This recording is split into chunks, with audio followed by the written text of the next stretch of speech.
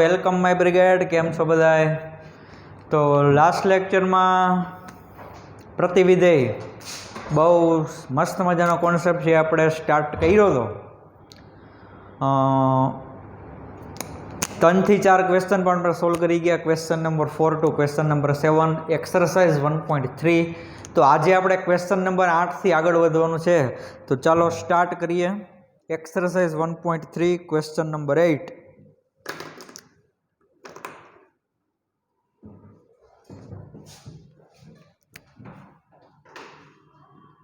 Exercise 1.3 question number 8. વિધેય f is from r plus 2 closed interval 4 to infinity f of x બરાબર x square plus 4 દ્વારા વ્યાખ્યાયિત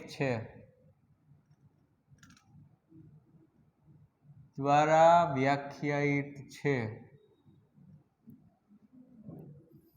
સાબિત કરો કે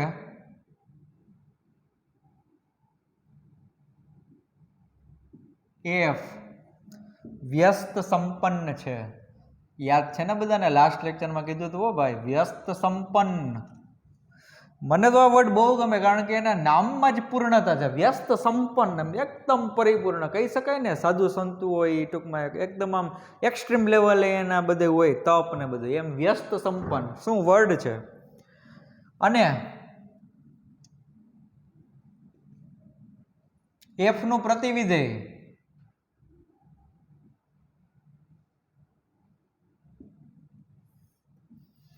f ઇન્વર્સ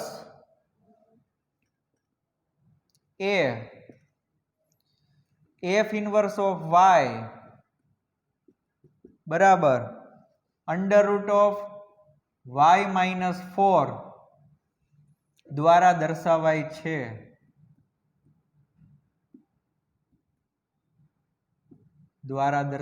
છે.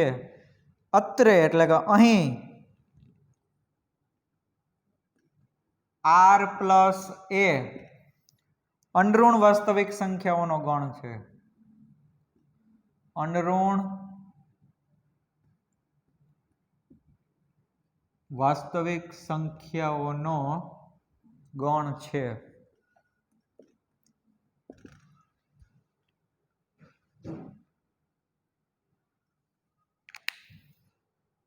ચાલો હવે આમાં તો ક્વેશ્ચનમાં જોવા જાવ તો તમને કહી જ દીધું છે યાર કે f નું પ્રતિવિધિ આના દ્વારા દર્શાવાય છે. આન્સર આપી દીધો. બોલો, ખાલી તમારે એક this is a one type of સાબિત કરવાનો જે સમ કહી શકાય ને, એવો સમ છે કે સાબિત કરો કે એનું પ્રતિવિધિ આવડવા છે.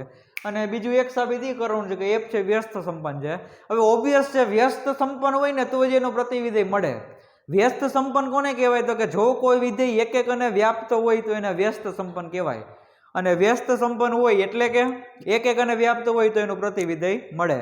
તો let us start. First of all we have to prove that this function is 1 1. સૌથી પહેલા આપણે એ સાબિત કરવું પડશે કે આપેલ વિધેય જે એક એક છે.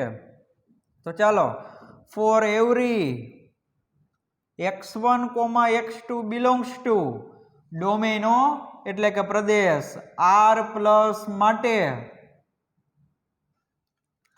ધારો કે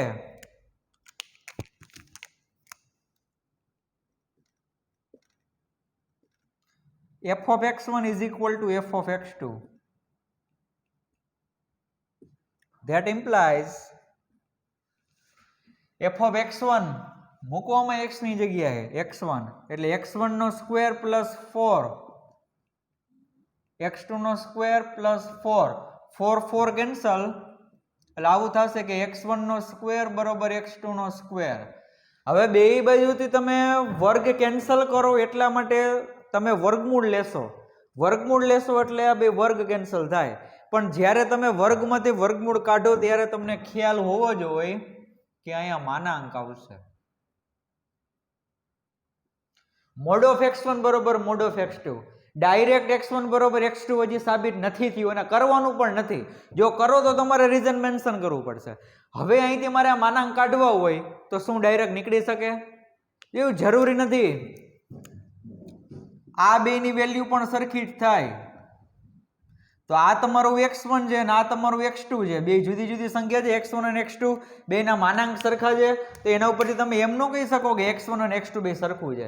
તો અહીંયા પ્રોસિજર એ છે કે x1 અને x2 બેના માનાંક સરખા છે તો એના ઉપરથી તમે ડાયરેક્ટ ના કહી શકો કે x1 અને x2 બે સરખા છે. પણ હું અહીંયા કહી શકીશ. શું કામે? કારણ કે પ્રદેશ તમારો r+ છે એટલે કે x1 અને x2 બે ધન સંખ્યા જશે. યસ, ધન સંખ્યા હોય તો અહીંથી માઇનસ નીકળી ગયા. મોડ ઓફ 2 બરોબર મોડ ઓફ 2 કહી શકાય. તો અહીંયા x1 અને x2 બે કેવા થાય? સરખા. પણ આ r+ આપેલું છે ને, r+ એટલે જ હું કહી શકું, બાકી નહીં. તો ધેટ ઇમ્પ્લાઇઝ x1 બરોબર x2 કારણ કે x1 x2 belongs to r+. કેવી સંખ્યા છે? અનઋણ વાસ્તવિક સંખ્યા, ઋણ ન હોય તેવી એટલે કે ધન. બસ તો સાબિત થઈ ગયું છે અને વન લાઈનમાં લખી નાખીએ કે આમ f of x1 બરોબર f of x2 for every x1 x2 belongs to r+. તેથી f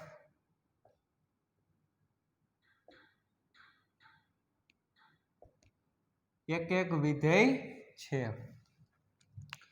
એક એક સાબિત થઈ ગયું છે. હવે વ્યાપ્ત સાબિત કરવાનું છે. ફંક્શન તમારું કંઈક સ્ક્વેર જેવું છે તો સ્ક્વેર જેવું હોય ને એમાં ઓલું ન કરાય કે f of x બરોબર y લીધા એમાંથી x ને કરતા બનાવ્યા. ક્વાડ્રેટિક આવે ત્યારે તમને ખબર છે કઈ રીતના કરવું. હવે આમાં જુઓ પાછું x ની એક ઘાત વાળું પદ નથી તો ડાયરેક્ટ છે ને આવી રીતના સાબિત કરી શકાય. જો બહુ મસ્ત મજાની સાબિતી છે. અહીંયા બધા ધ્યાન આપજો કે for every x belongs to r+, x² is always greater than 0, greater than or equal to 0. જો અહીંયા થોડુંક ક્વેશ્ચનમાં કહી શકાય કે મિસિંગ છે. અહીંયા r+ યોગ 0 આપવું પડે, પ્રદેશમાં 0 રાખવો પડશે. એનું રીઝન હમણાં તમને કહું. તો ચાલો આપણે એવું માની લ્યો કે r+ માં જે 0 આવી ગયો તો હવે આ બધી ધન સંખ્યા જ છે ઇન્ક્લુડિંગ 0. તો તમે એનો વર્ગ કરશો તો કાં તો 0 આવશે અથવા તો 0 કરતા મોટો. મારે ફંક્શનમાં x² પછી શું જોઈએ છે? +4. એટલે અહીંયા કરીશ કે that implies x² + 4 is always greater than or equal to 4. આ બે જગ્યાએ તમે 4 એડ કરી દીધા. Okay, this is your function f of x greater than or equal to 4. એનો મતલબ કે f of x નો આન્સર 4 કે 4 કરતા મોટો હશે. 4 કે 4 કરતા મોટો. મોટો ક્યાં સુધી? તો કે અપ ટુ ઇન્ફિનિટી હોય. એનો મતલબ કે તેથી f of x is belongs to closed interval 4 to infinity, right? તો આજ તમારો સહપ્રદેશ છે. ચેક કરી લ્યો. વ્યાપ્ત વિધેય સાબિત કરવા માટે શું કરવાનું હોય? આપણે કે વિધેયનો વિસ્તાર આ f of x છે બરોબર, એ વિધેયનો વિસ્તાર જ થાય ને. Range of f belongs to closed interval 4 to infinity. એટલે કહી શકું કે તેથી range of f is equal to codomain of f, કે f નો વિસ્તાર અને સહપ્રદેશ બે સરખા છે. તેથી f એ વ્યાપ્ત વિધેય છે. અને એક એક અને વ્યાપ્ત હોય ને તેને શું કહી શકાય? કે વ્યસ્ત સંપન્ન છે. આમ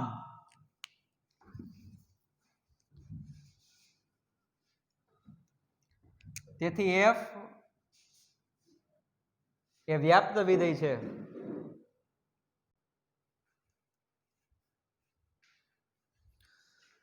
તો ચાલો જુઓ, f એ વ્યાપ્ત વિધેય છે એટલે આમ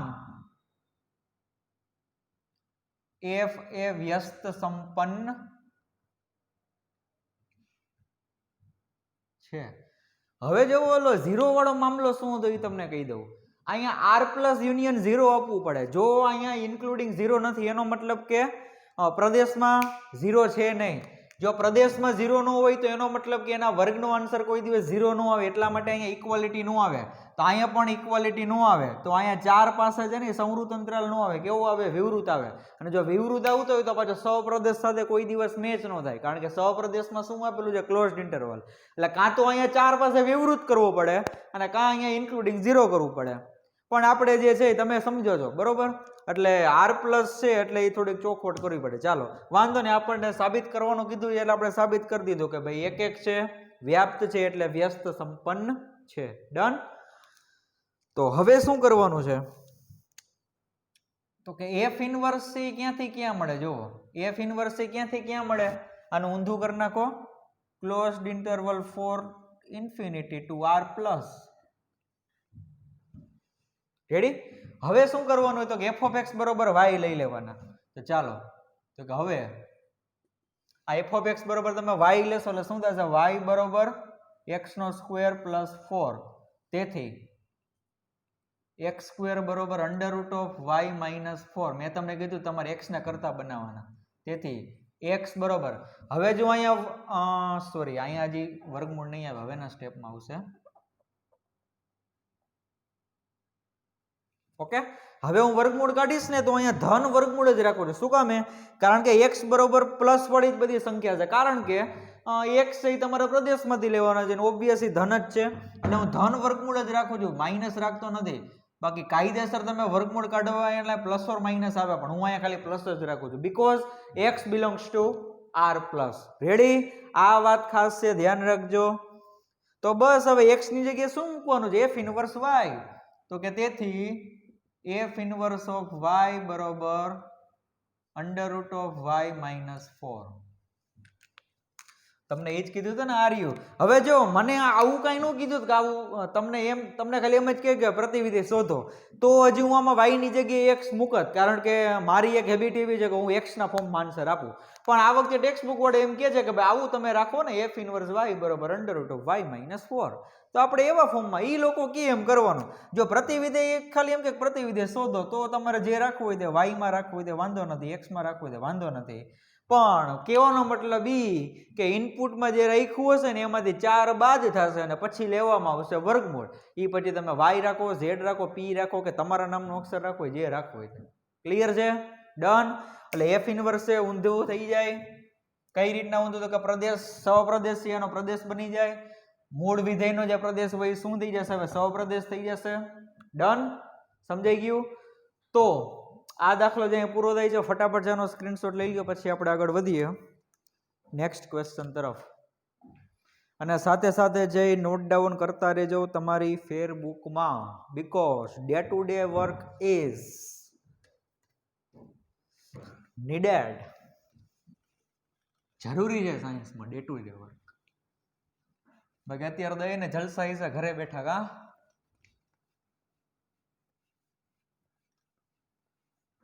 પણ એક સલાહ એ છે કે કોઈ પણ વિડીયો સ્ટાર્ટ કરો, ગમે તે સબ્જેક્ટનો હોય, 1 એટેમ્પ્ટ એને જોવો, વારે ઘડીએ ઊભું ન થવું, બને ત્યાં સુધી એક જ વખતમાં આખો વિડીયો જોવો તો આખી તમારી જે કન્ટિન્યુટી છે એ રહે તો મજા આવશે લેક્ચરમાં.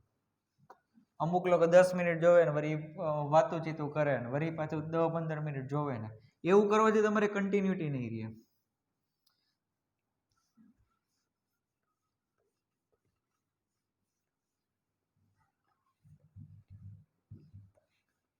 ચાલો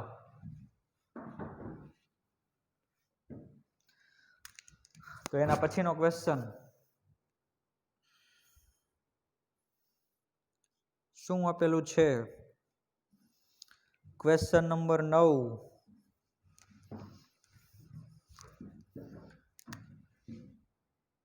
વિધેય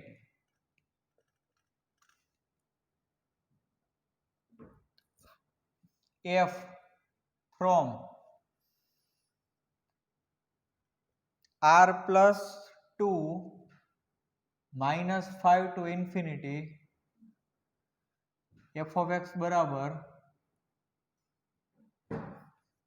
9x square plus 6x minus 5 દ્વારા વ્યાખ્યાયિત છે.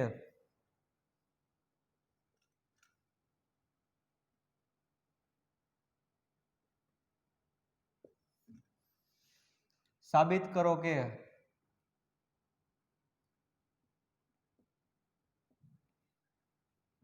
એફ એ વ્યસ્ત સંપન્ન છે.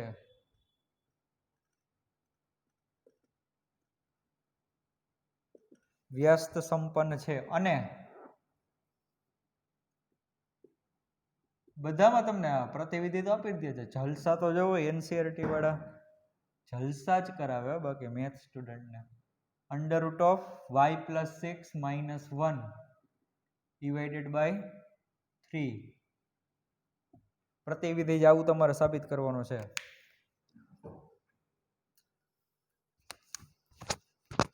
ચાલો હવે 1 મિનિટ છે તમને આપું છું, તમે વિચારો કે વ્યસ્ત સંપન્ન છે કઈ રીતના કરશું, એક એક વિધિ છે કઈ રીતે સાબિત કરશું. ચાલો વિચારો બધા, 1 મિનિટ આપું છું તમને.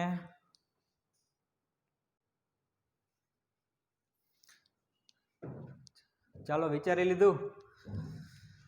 ઓકે, તો સ્ટાર્ટ કરીએ કે four every x1 x2 belongs two r plus માટે ધારો કે f of x1 બરાબર f of x2, that implies મૂકવામાં x1 x ની જગ્યાએ x1 9x1 square plus 6x1 minus 5 બરાબર 9x2 નો square plus 6x2 minus 5. -5 cancel. હવે બંને બાજુ છે ને હું 3 કોમન કાઢી લઉં, ઉડાડી દઉં છું, એટલે આવું વધશે કે 3x1 square plus 2x1 is equal to 3x2 નો સ્ક્વેર પ્લસ 2x2. 3 કોમન કાઢ્યા છે, રાઈટ? હવે x1 કોમન લઈ લે અહીંથી, એટલે બ્રેકેટમાં શું વધશે 3x1 પ્લસ 2, અને આ બાજુથી x2 કોમન કાઢી લે એટલે શું વધશે 3x2 પ્લસ 2. હવે અહીંથી બે કેસ પડે, કાં તો x1 અને x2 બે સરખા હોય અને કાં તો આવડી આ બે ક્વોન્ટિટી સરખી હોય. ઓકે, તો x1 અને x2 તમે કઈ કેસ લેશો તો એમાં તો x1 x2 બે સાબિત થઈ જ જાય છે, અને કદાચ આ બે બ્રેકેટ છે ઇક્વલ છે એવું તમે લ્યો તો બે કેન્સલ થઈ જાય, પછી 3 કટ થઈ જાય, એટલે અલ્ટિમેટલી તો એવું જ સાબિત થશે કે x1 બરોબર x2. શું કામ એવું થશે ખબર છે? કારણ કે તમે ખાલી ધન સંખ્યા ઉપર ડિસ્કશન કરો છો. મેં તમને એક અને વ્યાપ્ત વિધેયની જ્યારે થિયરી ચાલતી હતી એ જ્યારે આપણે ડિસ્કશન કરતા હતા ત્યારે મેં તમને કીધું હતું કે ક્વાડ્રેટિક ઇક્વેશન એટલે કે દ્વિઘાત બહુપદી છે કોઈ દિવસ એક અને વ્યાપ્ત વિધેય ન હોય, પણ એ કયા કેસમાં? જ્યારે વાસ્તવિક સંખ્યાનો ગણ r હોય ત્યારે. કારણ કે અહીંયા તમે ધન મૂકશો કે ઋણ મૂકશો દર વખતે આન્સર સરખો આવે, અથવા તો એમ ખબર ન પડે તો આમાંથી મેં તમને કીધું તો આમાંથી x કોમન કાઢી લેવાના, પછી જે તમને મળે એના બીજ ગોતી લેવાના, એટલે બે બીજ માટે તમને વિધેયનું મૂલ્ય સરખું મળે. ઓકે, પણ અહીંયા એવું કંઈ થશે નહીં કારણ કે ધન સંખ્યા જ છે, રાઈટ? એટલા માટે ફાઇનલ પ્રૂફ શું થઈ ગયું? x1 બરોબર x2. તો કે આમ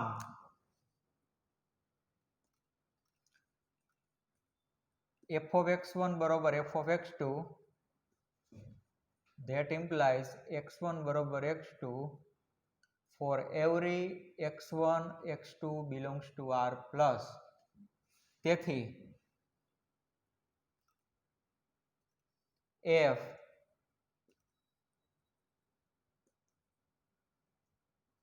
એક વિધેય છે. ચાલો વ્યાપ્ત માટે આને પૂર્ણ વર્ગ બનાવવાની ટ્રાય કરીએ કે ભાઈ y બરાબર 9x square plus 6x minus 5. તેથી y બરાબર, જો કઈ રીતના કરશું તો કે આનો અંતિમ પદ ગોતીએ આપણે, એટલે 9x સ્ક્વેર પ્લસ 6x, અંતિમ પદ બરાબર મધ્યમ પદનો સ્ક્વેર એટલે 36x નો વર્ગ છેદમાં 4 ગુણ્યા પ્રથમ પદ એટલે 9x સ્ક્વેર. આ બધું ઉડી ગયું, 1 આવશે, યસ, પ્લસ 1, તો આમાંથી 1 સબસ્ટ્રેક્ટ કરવો પડે એટલે -6.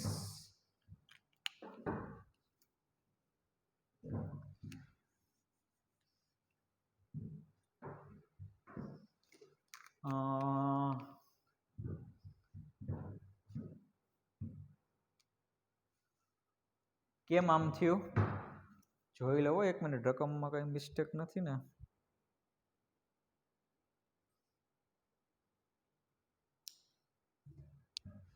તો હવે જુઓ, આ એક મેં આમાં એડ કર્યા તો એક મેં બાદ કર્યા, એટલે 1 - 6.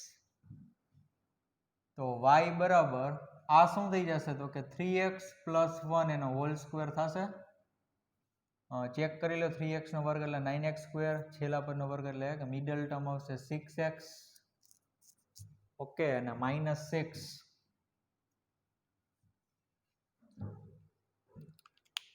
ચાલો, તો કે તેથી હવે જુઓ આ 3x + 1 છે ને કંઈક ધન સંખ્યા જશે, કારણ કે x એ ધન સંખ્યા છે. હવે એનો વર્ગ કરશો એટલે ધન જ આવશે, બરોબર. પણ આ વર્ગ છે, વર્ગ એ કાં તો 0 હશે ને કાં તો 0 કરતા મોટો હશે. એનો મતલબ કે આ y નો જે આન્સર છે ને greater than or equal to -6 થાય. આવું આપણે ઘણી બધી વખત કરી ગયા. એમ ખબર ન પડે આમ તો લખી શકો કે 3x + 1 નો હોલ સ્ક્વેર છે 0 કરતા મોટો હોય અથવા તો એક્ઝેક્ટ 0 હોય. એક્ઝેક્ટ 0 ક્યારે હોય ત્યારે તમને ખબર છે -1/3 પાસે આની આન્સર કેટલો આવે? એક્ઝેક્ટ 0. બસ હવે બંને બાજુ છે -6 તમે એડ કરી દો. આ તમારું f(x) છે. -6 કે -6 કરતા મોટું થાય. એટલે અહીંયા પણ ક્વેશ્ચનમાં તમારે એક ચેન્જ કરવો પડશે. ક્યાં તમને ખબર પડી? સહપ્રદેશમાં જો -5 to infinity છે, જ્યારે આપણને અહીંયા મળે છે કે તેથી y belongs to -6 to infinity. તો કે તેથી રેન્જ ઓફ f બરાબર કોડોમેઇન ઓફ f. f નો વિસ્તાર અને સહપ્રદેશ સરખા છે, પણ એ સરખા મારે બનાવવા પડશે. એટલે મહેરબાની કરીને તમારી ટેક્સ્ટ બુકમાં અહીંયા રકમમાં -5 છે ત્યાં -6 કરી નાખજો, કારણ કે તો જ વ્યસ્ત સંપન્ન સાબિત થાય, અધરવાઇઝ નોટ.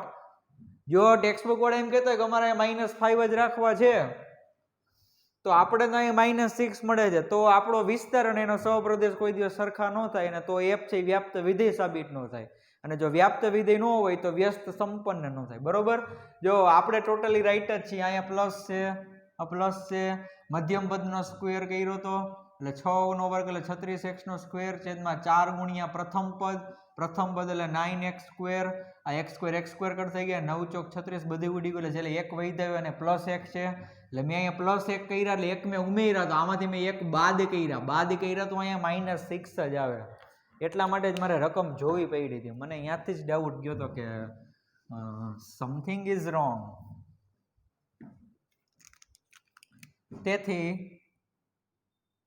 f એ વ્યાપ્ત વિધેય છે, અને આમ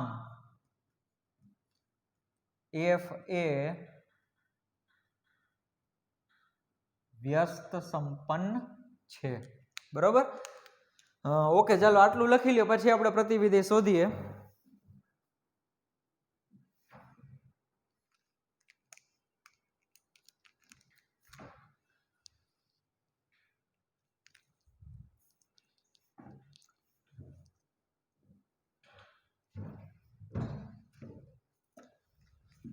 ચાલો,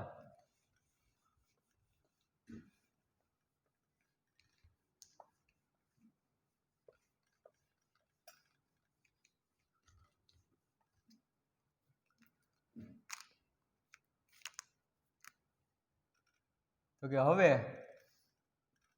f ઇનવર્સ છે અહીંથી અહીંયા થાય -6 to infinity 2 r પ્લસ. આમાં પણ ઓલી 0 ની માથાકૂટ રહેશે હો, બાકી કોઈ દિવસ -6 આવે નહીં, બરોબર. પણ આમાં કદાચ ચાલશે નહીં, વાંધો હવે જોઈએ. હા, -1/3 આમાં છે, આમાં ચાલશે કદાચ ઇન્ક્લુડિંગ 0 ન હોય ને તો. ઓકે, માટે હવે પ્રતિવિધેય ગોતવાનું છે ને, તો f(x) ની જગ્યાએ શું લખી નાખીએ? y. આવું થશે y બરાબર 9x² + 6x - 5. તેથી આ -5 છે આ સાઈડ એટલે y + 5 બરાબર આપણે x છે એને કરતા બનાવવાનો છે ને, તો ઓકે એમાં પણ એવું જ કંઈક કરીએ આપણે. ચાલો જો તેથી હવે આ જે ક્વોન્ટિટી છે એના બરોબર આપણે હમણાં એ લખ્યું હતું કે 3x + 1 નો હોલ સ્ક્વેર - 6 થાય. 3x + 1 એનો હોલ સ્ક્વેર -6 થાય. બરોબર, -6 એ આ સાઈડ આવશે એટલે y + 6 બરાબર 3x + 1 એનો હોલ સ્ક્વેર. તો કે તેથી 3x + 1 બરોબર શું થશે? વર્ગમૂળની અંદર y + 6. ઓકે, અહીંયા જે હું ધન વર્ગમૂળ જ રાખું છું. તો કે તેથી x બરાબર આ 1 છે પેલી સાઈડ જશે એટલે માઇનસ, એટલે √y + 6 આ -1 અને 3 છે આખાઈના છેદમાં જશે એટલે આખાઈના છેદમાં 3. ઓકે, ચાલો, અને x એ હકીકતમાં શું છે? f inverse of y. એટલે f ઇનવર્સ ઓફ y બરાબર વર્ગમૂળની અંદર y + 6 -1 અને આખાઈના છેદમાં 3. રેડી થઈ ગયું સાબિત? તમને જે રકમમાં કીધું છે f ઇનવર્સ y છે એ આવી ગયો. અને જોવો કદાચ અહીંયા -5 હોત તો છેલ્લે અહીંયા હે ને 6 કોઈ દિવસ આવે જ નહીં, કારણ કે અહીંયા તમને ક્લોઝ અંતરાલમાં સંવૃત અંતરાલમાં -5 આપેલા હોય અને તમારે વ્યાપ્ત વિધિ સાબિત કરવું હોય તો અહીંયા પણ તમારે -5 જોઈએ, અહીંયા પણ -5 જોઈએ, અને અહીંયા પણ -5 જોઈએ. અહીંયા જો -5 હોય તો એ જે -5 જે આ સાઈડ આવે તો y + 5 થાય. તો અહીંયા પણ 5 હોવા જોઈએ, પણ હકીકતમાં એ નથી. એનો મતલબ કે ક્વેશ્ચનમાં અહીંયા જ મિસ્ટેક હતી. જ્યારે સહપ્રદેશ લખવાની વાત આવી ને ટેક્સ્ટ બુક વાળાને, ત્યારે પ્રિન્ટિંગમાં થોડીક મિસ્ટેક થઈ ગઈ છે. પણ તમે તો સમજી શકો છો, તમે તો હોશિયાર જ છો. ટેક્સ્ટ બુક વાળાની જે મિસ્ટેક કાઢે એ તમે ઇનોવેટિયન્સ, બરોબર, એમાં કંઈ ઘટે જ નહીં. ઓકે, તો ચાલો, વ્યસ્ત સંપન્ન આ થઈ ગયું આખું પ્રતિવિધેયની પ્રોસિજર. f(x) બરોબર y કહી દીધા. અહીંયા શું કામ આવું વર્ગવાળું કર્યું? કારણ કે તો જ હું x ને કરતા બનાવી શકું, કારણ કે અહીંયા x વાળા બે પદ હતા. ઓકે, એટલે આના બરોબર જે મેં ડાયરેક્ટ અહીંયા બેઠે બેઠું અહીંથી ઉપાડી લીધું. રેડી, -6 આ સાઈડ ગયા +6, વર્ગમૂળ કાઢ્યું એ મેં પોઝિટિવ કાઢ્યું છે. શું કામ એવું કર્યું? કારણ કે x છે r પ્લસ માંથી છે, એટલે x છે ધન સંખ્યા હોય તો એના ગુણાકારમાં 3 કરો તો એ પણ ધન સંખ્યા જ હોય, અને +1 કરો ને તો એ પણ ધન સંખ્યા જ આવે. એટલે 3x + 1 છે ને હકીકતમાં ધન જ હોય, એટલા માટે મેં ધન વર્ગમૂળ રાખેલું છે. That is the reason behind that why I have taken positive square root of here. Done. તો આમાંથી x ને કરતા બનાવ્યો આપણે. 1 છે પેલી સાઈડ ગયેલા -1, 3 છે આખાઈના છેદમાં જશે. x બરોબર મેં લખી નાખ્યા f ઇનવર્સ ઓફ y. તો હવે છે તમે આનો સ્ક્રીનશોટ લઈ લો. અહીંયા આખો સમય પૂરો થાય છે કમ્પ્લીટલી. તો મસ્ત મજાનો સ્ક્રીનશોટ તમે હવે લઈ લ્યો.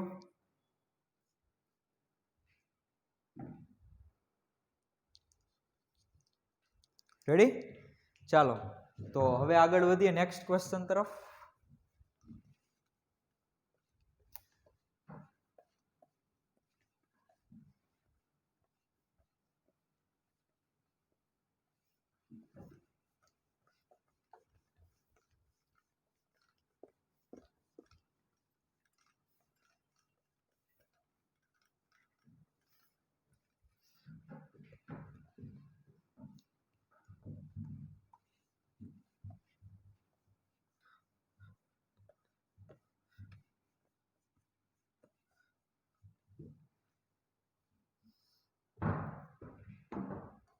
ચાલો, એના પછીનો ક્વેશ્ચન.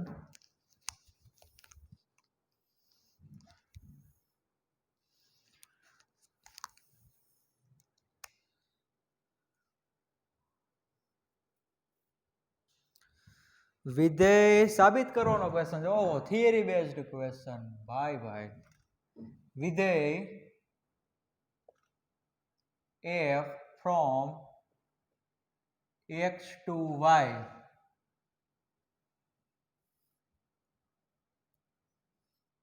વ્યસ્ત સંપન્ન છે.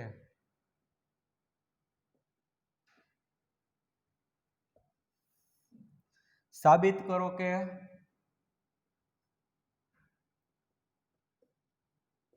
f નું પ્રતિવિધેય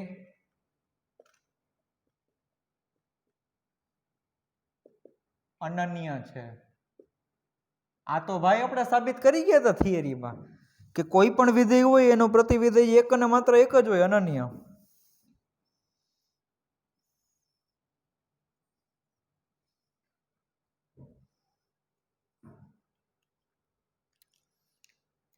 બરોબર. અને આમાં તમને કીધું છે કે કઈ રીતના સાબિત કરવું. હવે કહી દીધું હોય પછી કાંઈ એની મજા જ ન રહીએ. જો વાંચું છું આગળ રકમ શું લખેલી છે કે ધારો કે જીવન અને જીટુ બંને વિધેય એફના પ્રતિવિધેયો છે. મેં તમને કીધું તમે અનિષ્ટાપતિની રીતનો ઉપયોગ કરાય કે ધારો કે આ એફના બે પ્રતિવિધેય છે જીવન અને જીટુ. તો હવે શું થાય, જીવન અને જીટુ જે છે એના પ્રતિવિધેય હોય તો શું થાય જોવો. હવે આપણે તમને કરાવી જ દઉં. આમાં કીધેલું જ છે તમને. તમે રકમ જે આખી લખજો એટલે તમને આઈડિયા આવે કે હકીકતમાં શું થાય. બરોબર, ચાલો. ધારો કે જીવન અને જીટુ એ એફના પ્રતિવિધેયો છે. રેડી? આ જી લખેલો છે વળી તમે પાછા બીજું કઈ ના સમજતા.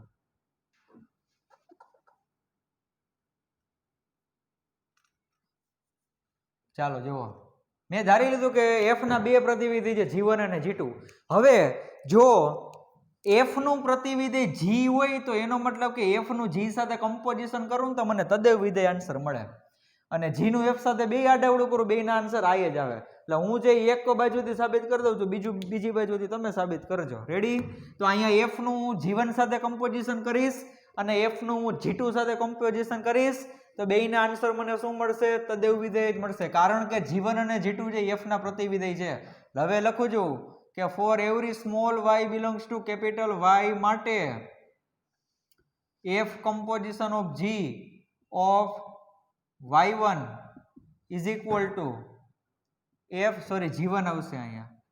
f composition of g y જ રાખો ને ખાલી, અહીંયા g2 આવશે of y is equal to iy. બરોબર? હવે શું કામ અહીંયા લખ્યું કે for every y belongs to capital Y? કારણ કે તમે જે ઘટક લેશો એને સૌથી પહેલા તમારે g નામનું ફંક્શન અપ્લાય કરવાનું છે. અને g જે f નું પ્રતિવિધિ છે, પ્રતિવિધિ હોય એનો મતલબ કે g નો પ્રદેશ છે ને કેપિટલ Y હશે. તો મારે અહીંયા લખવું પડે કે કેપિટલ Y માં કયો ઘટક રહેલો છે. મેં સ્મોલ y નામનો ઘટક રાખી દીધો. બરોબર? તો જો f નું જીવન સાથે કમ્પોઝિશન કરો કે પછી f નું જીટુ સાથે કમ્પોઝિશન કરો, બેયનો આન્સર શું આવે? તદેવ વિધેય જ આવે, i. રેડી? ચાલો.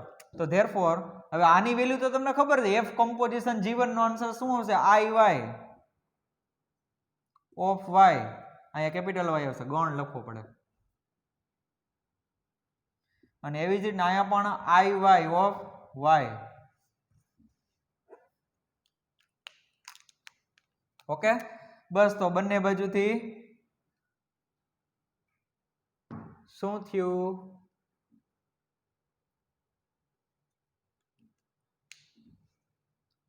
Okay okay okay. f composition g1 નો આન્સર iy આવશે, આનો આન્સર પણ iy આવશે. તો સાબિત શું થાય છે? કાંઈ નહીં. ઓકે, યસ, થઈ ગયું સાબિત કે y નામનો ઘટક છે એને તદેવ વિધેય આન્સર મળ્યો ને ટૂંકમાં તમને. પણ અંદર એલિમેન્ટ શું છે? y એલિમેન્ટ છે તમારો, y. તો એનો મતલબ કે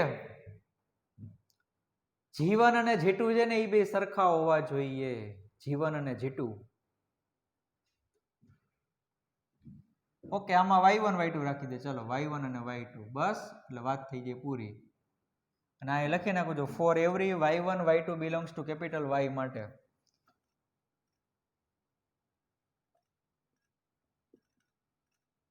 રેડી? એટલે અહીંયા શું છે? y1 y2.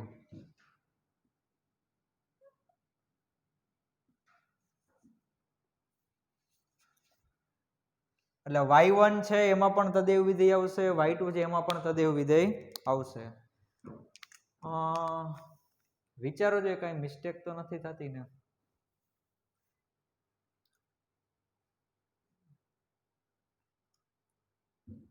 મારે સાબિત કરવાનું શું છે કે જીવન અને જીટુ બે સરખા હોય.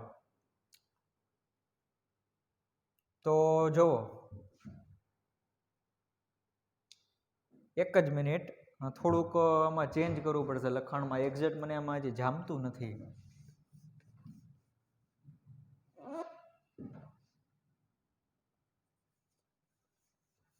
આપણે શું કરીએ, ધારો કે G1 અને G2 છે ને f ના પ્રતિવિધેયો છે, બરોબર?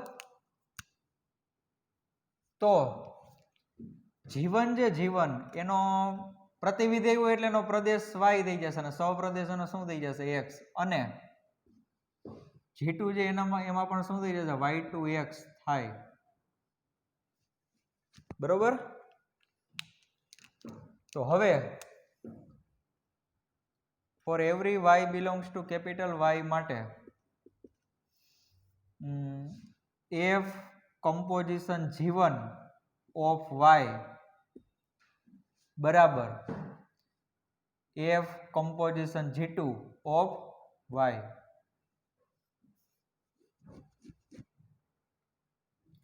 તો therefore આ f composition G1 નો આન્સર I આવશે તદેવ વિધેય, અને અહીંયા પણ શું આન્સર આવશે? I આન્સર આવશે તદેવ વિધેય. તો હવે વિચારો કે અહીંયા પણ આન્સર તદેવ વિધેય આવે છે, અહીંયા પણ આન્સર તદેવ વિધેય આવે છે. ઓકે,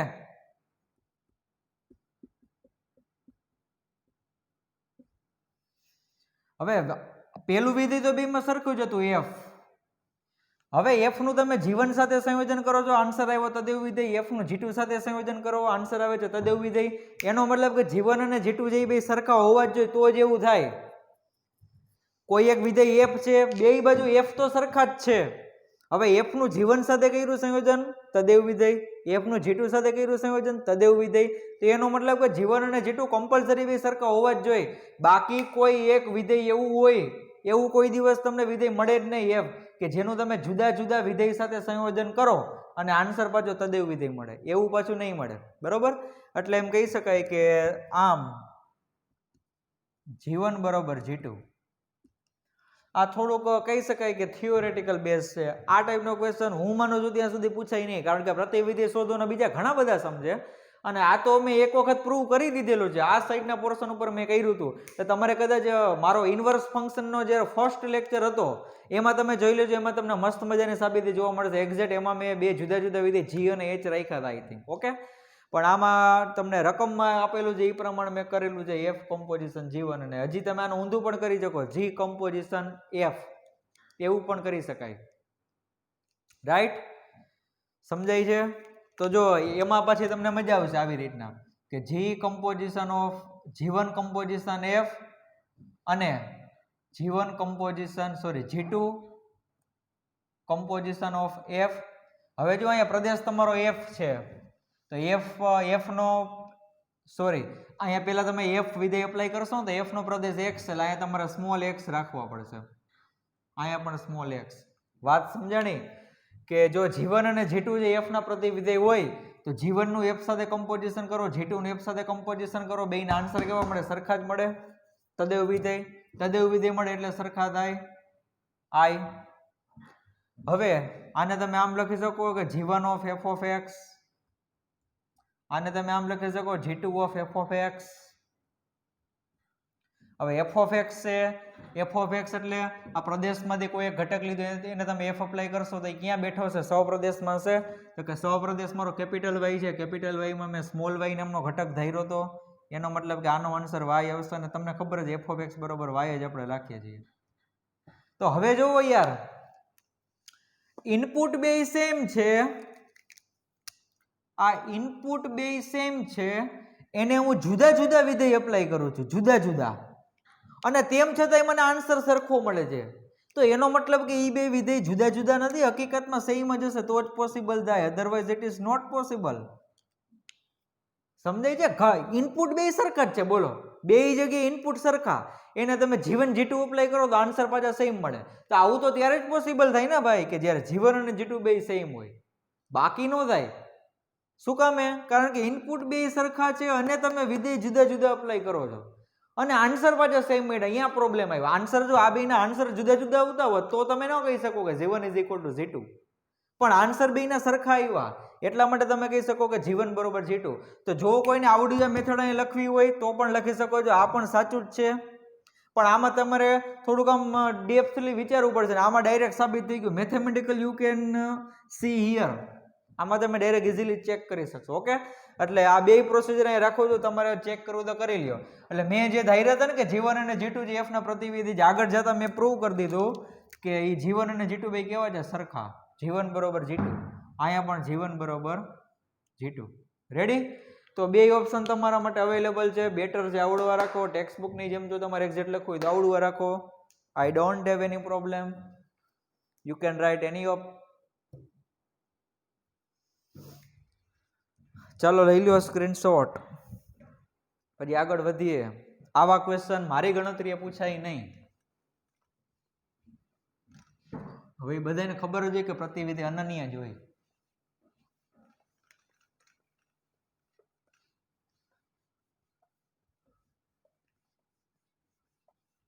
મેં તો તમને સ્ટાર્ટિંગમાં સાબિતીમાં જ કહી દીધું. ઘણાને મગજમાં એમ બેસતું હોય કે સાહેબ મને એવું લાગે કે કદાચ બે પ્રતિવિધિ મળતા હોય તો એક જ વિધેયના, તો આપણે તેને ઘણા દિવસ પહેલા જ સાબિત કરી દીધું હતું. ભાઈ વિધેયનું પ્રતિવિધેય જે અનન્ય જ હોય, કોઈ પણ વિધેય હોય એટલે વ્યસ્ત સંપન્ન હોવું જોઈએ. હો,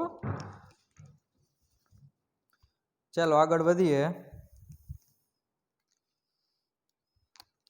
એના પછીનો ક્વેશ્ચન કે ધારો કે F from 1 to 3, 11મો question.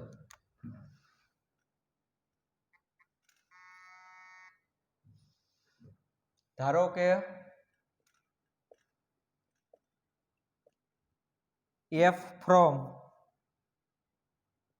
1 to 3 to ABC A F of 1 બરાબર A, F of 2 બરાબર B, F of 3 બરાબર C દ્વારા આપેલ છે. દ્વારા આપેલ છે. F ઇન્વર્સ શોધો.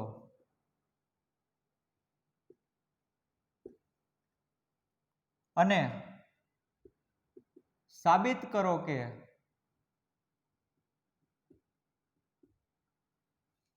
F inverse of inverse, F inverse the hall inverse is equal two F.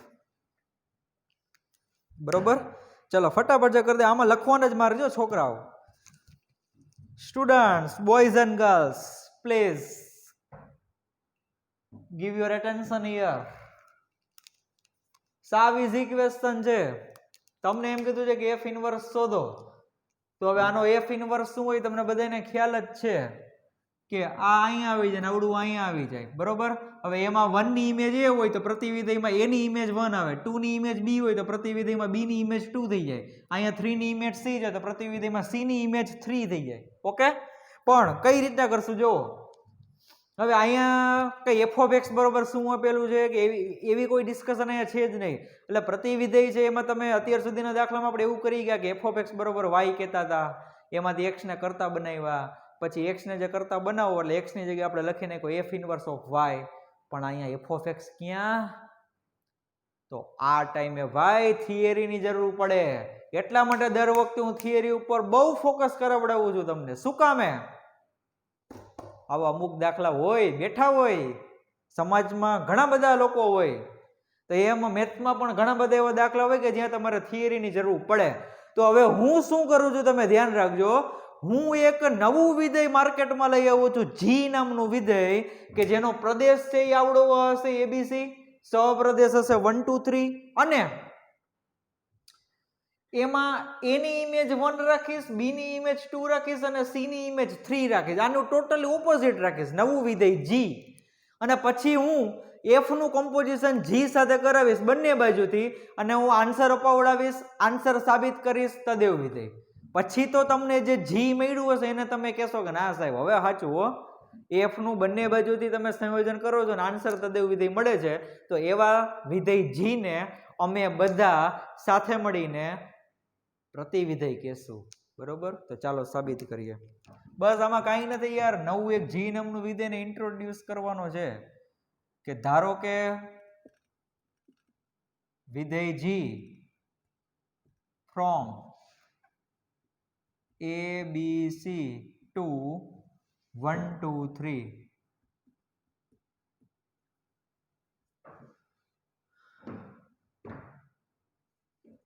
A શું કરશું G of A બરાબર 1 આનું ઊંધું F છે એ 1 ની ઇમેજ A આપે તો G છે એ શું કરશે A ની ઇમેજ 1 આપે આવું તમારે એક વિધેય ધારી લેવાનું એ G of A બરાબર 1 G of B બરાબર 2 G of 3 બરાબર C દ્વારા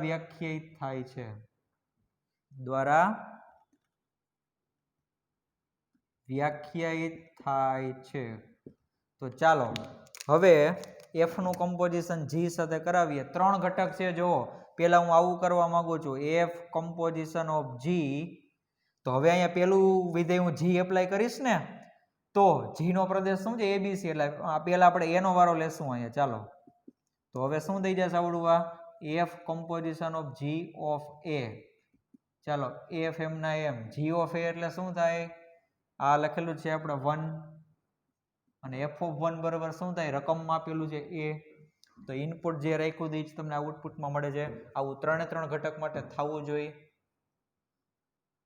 F composition G of B બરાબર F composition G of B બરાબર F composition G of B એટલે શું થશે 2 અને F of 2 એટલે શું થશે B જોતા જજો બધું હવે હું જોતો નથી મને તો બધું શું કહેવાય રોજનું થયું આ મગજમાં બેહી ગયું કે ભાઈ અને ઓમે B હોય તો 2 હોય ને 2 હોય તો B હોય એમાં કઈ નવું કઈ છે નહીં એટલે F of G of C હવે અહીંયા C આવ્યો તો G of C જે એટલે 3 જ હોય અને F of 3 જે શું હોય C હોય બરોબર તો જોવો F નું તમે F નું સંયોજન G સાથે જમણી બાજુથી કરાવો છો જોવો જમણી બાજુથી મેં G નું સંયોજન કરાવ્યું કોની સાથે F સાથે તો દરેક વખતે જે ઇનપુટ જે હોય છે ને એ જ મને આઉટપુટમાં મળે છે એટલે એનો મતલબ કે તદેવ વિધેય થયું બરોબર તો અહીં લખી નાખું છું કે તેથી ફોગ બરોબર I સાબિત થાય છે હવે એવી જ રીતના ગોફ બરોબર I સાબિત કરવું પડશે કે G કમ્પોઝિશન F હવે અહીંયા તમારે F ના જે પ્રદેશ હોય ને એના ઘટક લેવાના ચાલો 1 લાવું થશે કે G composition of F of 1 ચાલો F of 1 એટલે શું થશે A થશે જો રકમમાં આપેલું F of 1 બરોબર A અને G of A બરોબર શું થશે આપણે હમણાં ધાર્યું 1 તો ઇનપુટ 1 તો આઉટપુટ પણ 1 ચાલો એવી જ રીતના G કમ્પોઝિશન F of 2 એટલે G of F of 2 એટલે G of F of 2 એટલે B અને G of B એટલે પાછા 2 અને એવી જ રીતના ગોફ of 3 બરાબર G of F of 3 બરાબર G of F of 3 એટલે શું થાય C અને G of C એટલે શું થશે પાછા 3 તો આમાં પણ દર વખતે તમે જે ઇનપુટ રાખો છો એ તમને આઉટપુટમાં મળે છે એટલે કે તેથી ગોફ બરાબર પણ શું થઈ જાય છે I તો ફોગ બરાબર પણ I છે ગોફ બરાબર પણ I છે તો એનો મતલબ કે આ જે G નામનું વિધેય એ F નું પ્રતિવિધેય છે એટલે કે આમ G બરાબર F ઇનવર્સ બરાબર તો F ઇનવર્સ તમને શું મળશે તો કે તેથી F ઇનવર્સ છે ફરી પાછું એક વખત લખી નાખે ક્યાંથી ક્યાં થશે 1 આ G છે એ જ છે બોલો G નામનું જે વિધેય છે એ જ શું છે F ઇનવર્સ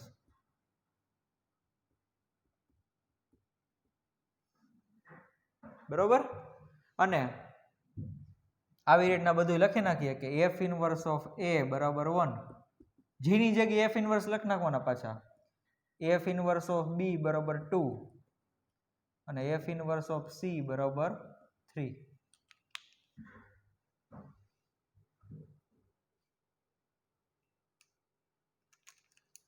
અહીંયા ભૂલ હતી હો મારે સોરી માય મિસ્ટેક અહીંયા C આવશે ને G of C બરાબર 3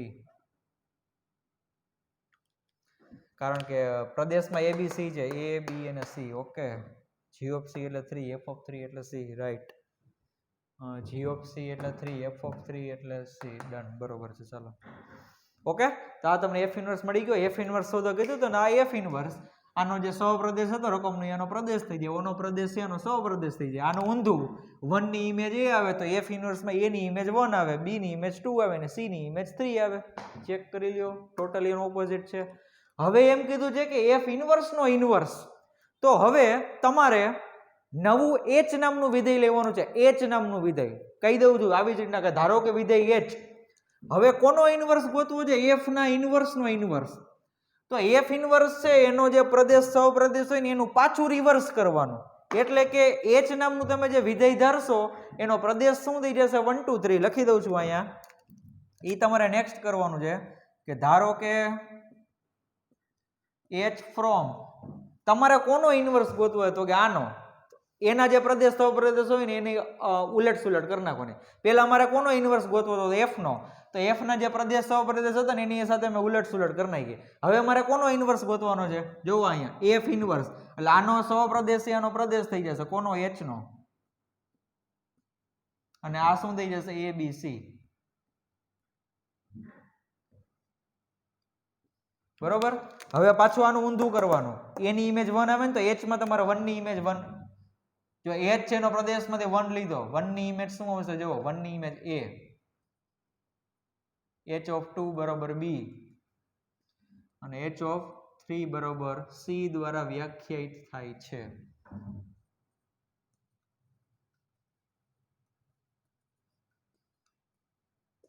સમજાય છે મેં શું કર્યું? મારે f ઇન્વર્સ છે એનો પાછો ઇન્વર્સ ગોતવો જ આ રહ્યો, તો મેં નવું એક h નામનું વિધેય લીધું. તો f ઇન્વર્સ નો જે સહપ્રદેશ હતો એનો પ્રદેશ થઈ ગયો, પ્રદેશ હતો એનો સહપ્રદેશ થઈ ગયો.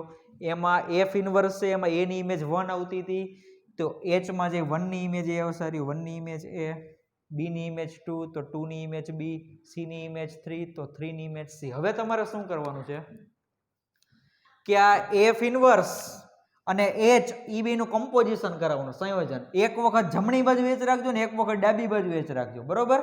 અને ઈ બેયમાં પણ તમારે શું સાબિત કરી દેવાનું? તદેવ વિધેય જે આન્સર સાબિત કરી દેવાનો થઈ જશે. અને આનું જે સોલ્યુશન છે ને મારે જોશે હો ભાઈ, મને કમ્પલસરી છે બધાએ આનો સોલ્યુશન મોકલવાનું છે, કઈ રીતના તમે કરો છો. એક વખત તમારે f ઇન્વર્સ કમ્પોઝિશન h, આની જેમ f ની જગ્યાએ f ઇન્વર્સ, g ની જગ્યાએ h, એટલે f ઇન્વર્સ કમ્પોઝિશન h બરોબર i સાબિત કરવાનું. અને બીજી વખતે h કમ્પોઝિશન f ઇન્વર્સ, એમાં પણ i સાબિત કરી દેવાનું. પછી શું થાય કે f ઇન્વર્સ નું તમે h સાથે બંને બાજુથી સંયોજન કરો છો અને તમને આન્સર તદેવ વિધેય મળે છે, તો એનો મતલબ શું થયો કે આ h ને f ઇન્વર્સ નું પ્રતિવિધેય કહેવાય. કોને કહેવાય પ્રતિવિધેય? h ને કોનું પ્રતિવિધેય કહેવાય? f ઇન્વર્સ નું પ્રતિવિધેય કહેવાય. કોનું પ્રતિવિધેય કહેવાય? f ઇન્વર્સ નું. એટલે આનું પ્રતિવિધેય, પણ પ્રતિવિધેયની પ્રતિવિધેય મારે લખવું હોય તો માથે -1 ઘાત તો રાખવી પડે ને, બરોબર છે. પછી તમારે શું કરવાનું કે f ઇન્વર્સ નો ઇન્વર્સ બરોબર તો h સાબિત થયો ને, પણ હકીકતમાં મેં જે અહીંયા h લખ્યો તે કોના જેવો છે? જુઓ અહીંયા h નો પ્રદેશ 1 2 3 છે, તો રકમમાં f નો પ્રદેશ 1 2 3, આનો સહપ્રદેશ abc, તો રકમમાં f નો સહપ્રદેશ abc. અહીંયા h ઓફ 1 બરોબર a છે, એનો મતલબ કે 1 નું આઉટપુટ a, તો આમાં પણ 1 નું આઉટપુટ a, 2 નું આઉટપુટ b, 2 નું આઉટપુટ b, 3 નું આઉટપુટ c, 3 નું આઉટપુટ c. તો એનો મતલબ કે આ h અને આ f ઈ બંનેના આઉટપુટ પણ સરખા છે, પ્રદેશ સહપ્રદેશ પણ સરખા છે, તો એનો મતલબ કે આ h છે એની જગ્યાએ તમે શું લખી શકો?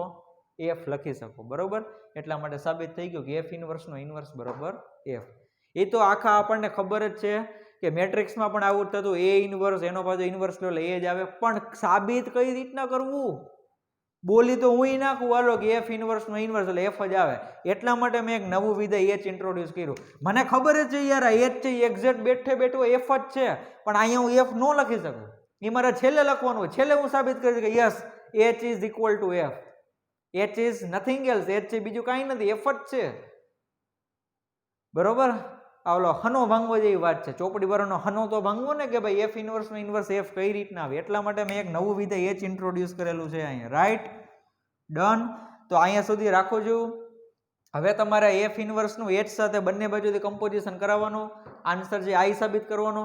પછી તમે લખશો કે આમ f ઇન્વર્સ નું ઇન્વર્સ બરોબર h, પછી લખવાનું કે અહીં સ્પષ્ટ છે કે h બરોબર g સાબિત h બરોબર g છે. ઓકે, એટલે પછી h ની જગ્યાએ શું લખી નાખો, સોરી g નહીં f, માય મિસ્ટેક, h અને f છે એ બે સરખા જ છે. ડન. ચાલો તો હવે છે તમે આનો સ્ક્રીનશોટ લઈ લ્યો.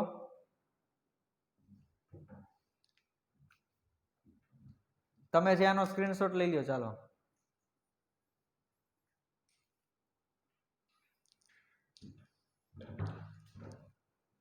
થઈ જશે ને ભાઈ, આનું સોલ્યુશન મારે જોશે હો. સિમ્પલ. થોડોક ક્વેશ્ચન ડિફરન્ટ એટલા માટે કારણ કે અહીંયા મને એફ ઓફ એક્સ નહોતું આપેલું. એફ ઓફ એક્સ જો આપેલું હોય આમાં એક એક અને વ્યાપ્ત કંઈ સાબિત કરવાનું છે જ નહીં, અને કરવું હોય તો થઈ જાય કે 1, 2 અને 3 ઇનપુટ ત્રણેય જે છે ને બધાના આઉટપુટ જુદા જુદા જ આવે છે. જો ABC અને સૌપ્રદેશી આખે આખો કવર થઈ જાય છે આઉટપુટમાં, એટલે એ ઓલરેડી સાબિત જ છે.